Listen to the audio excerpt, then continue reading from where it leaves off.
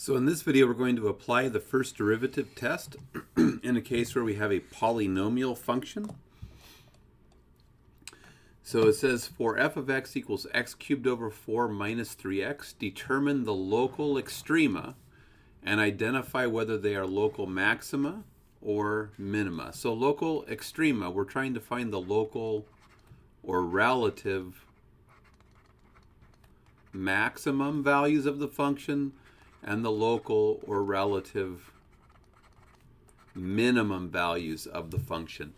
And I've gone ahead and included the graph of the function here as a visual aid, but because we're going to be using calculus to do this, we wouldn't actually need to see the graph of the function. But it's useful to see the graph of the function. I see that I have a maximum here, and it looks like that occurs when x equals -2. So I expect x equal to -2 to be a critical number of the function corresponding to a derivative of 0. And I expect to discover that I get a local maximum there. Similarly, when x is equal to 2, I expect to get a critical number at x equal 2 corresponding to a derivative of 0 and a local minimum at that point. So step 1, take your function and the potential locations for local minimum and local maximum are going to be the critical numbers of the function. And remember, that means one of two things has to be true. Either the derivative or the slope of the tangent line needs to be 0, or in the case of sharp cusp, the derivative shouldn't exist, or the derivative won't exist.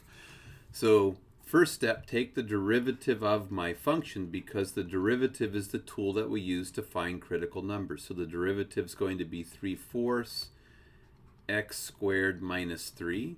And I notice that my derivative is a second degree polynomial, and the domain of a second degree polynomial is -infinity to infinity.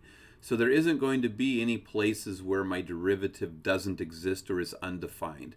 So to find my critical numbers, in this case, graphically, I see they're going to be -2 and 2. I just set my derivative equal to 0. So I go 3/4 x squared minus 3. When does that equal to 0? That will be where my critical numbers are located. So 3/4 x squared equals 3, adding that 3 to both sides. Multiplying both sides by 4/3 will give us x squared equals 4, and then we take the square root of both sides, which will give us plus or minus 2 is equal to x.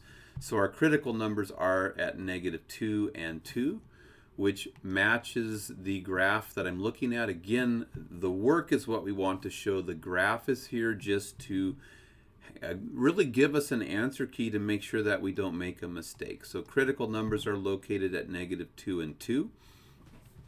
And then what we need is test intervals to either side of the critical number, because what we want to do is check and see whether the slopes of the tangent lines or the derivatives switch as we move across the critical numbers. So we're going to use the critical numbers just like we've done in previous videos to establish open test intervals.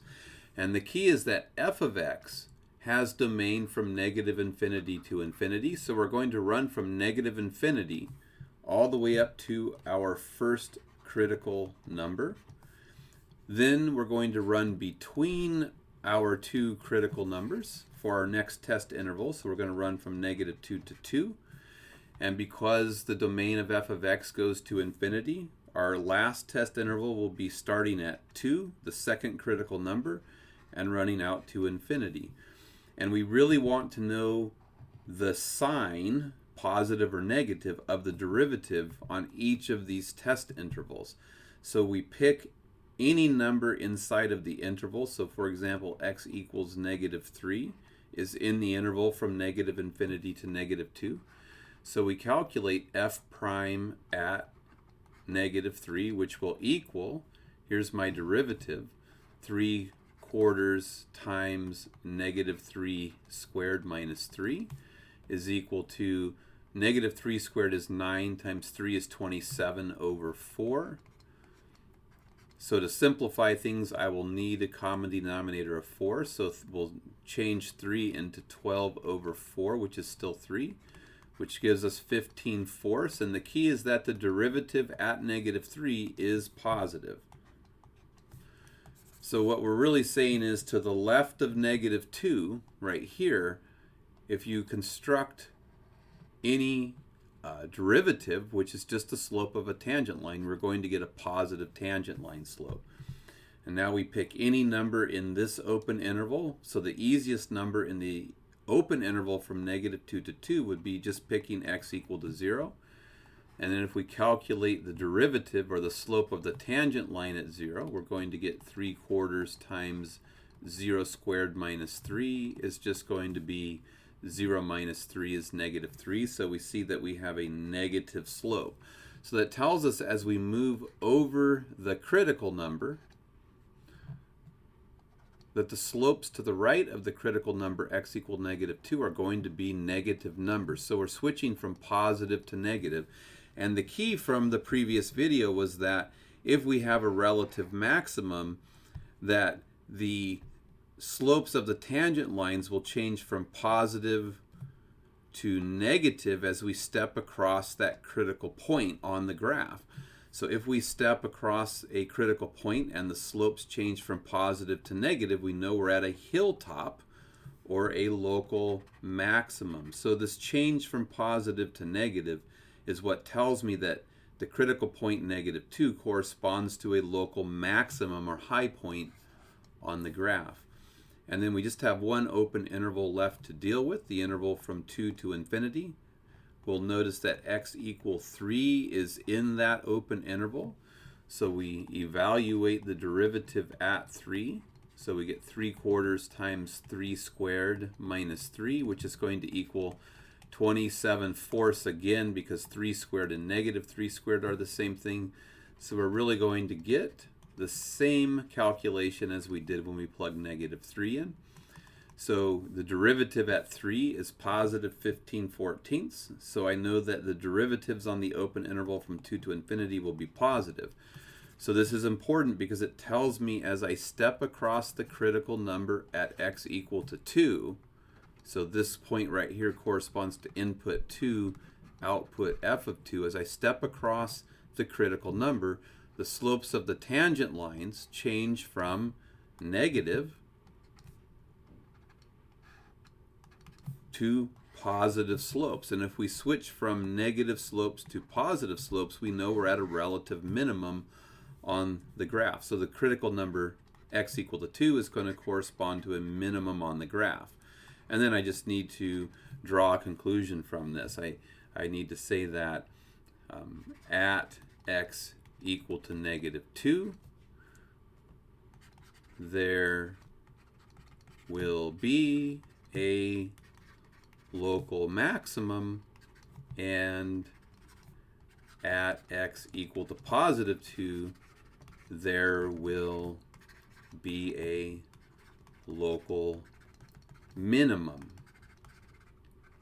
And then we need to be a little bit careful about what we're being asked to find. So for example, if we were asked to find the minimum value or the maximum value, then the maximum value is going to be what we get when we plug -2 into the function. That would be the maximum value locally, and the local minimum, the value of it, would be the function evaluated at 2. We would need to get that output value.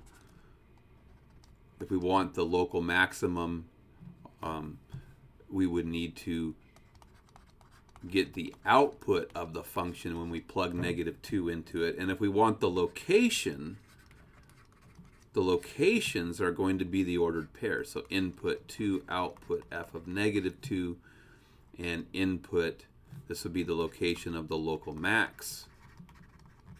And the location of the local min would be input 2, output f of 2. This would be the local min. So depending on how the question is being asked, you might be just being asked to determine the x values that generate the max or min, and then identify whether they do yield a maximum or minimum value. you may be asked to give the maximum or minimum value, and you may be asked to give the location on the graph of the min and max values. You have to be a little bit careful about how the problem is being worded.